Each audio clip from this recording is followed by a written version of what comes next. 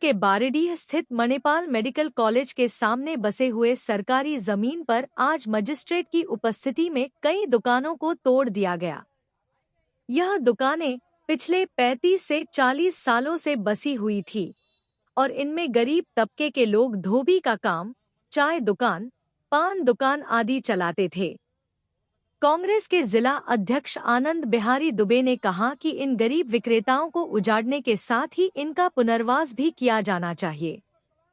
उन्होंने supreme court के दिशा निर्देशों का हवाला देते हुए कहा कि 20 साल से अधिक समय से रह रहे लोगों को उजाड़ने के साथ ही उनका पुनर्वास भी किया जाना चाहिए।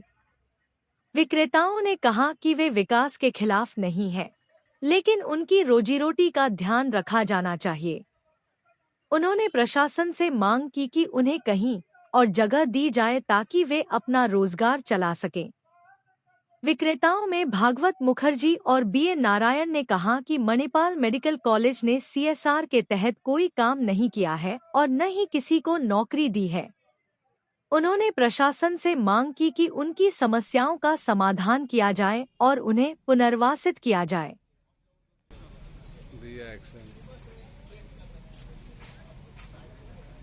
का दुकान था और करीब 35-40 साल से यहाँ पर मेरा दुकान है।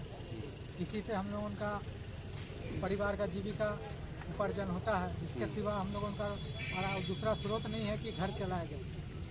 ये दुकान जो तोड़ रहा है तो तोड़ दिया गया है। इससे हम लोगों का भूखमरी का किया जाए। इससे हम लोग क्या करेंगे हम लोग समझ में नहीं आया। हम लोगों ने सीओ साहब को भी आवेदन दिया कि हम लोगों का ऊपर थोड़ा न्याय किया जाए।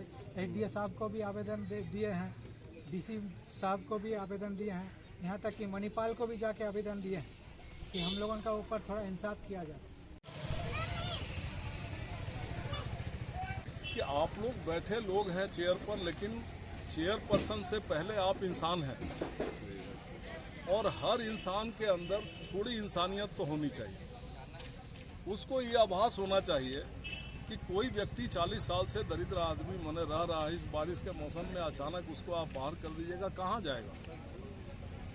उसके पास ना पैसे हैं, ना उसके पास कोई अल्टरनेट उपाय है।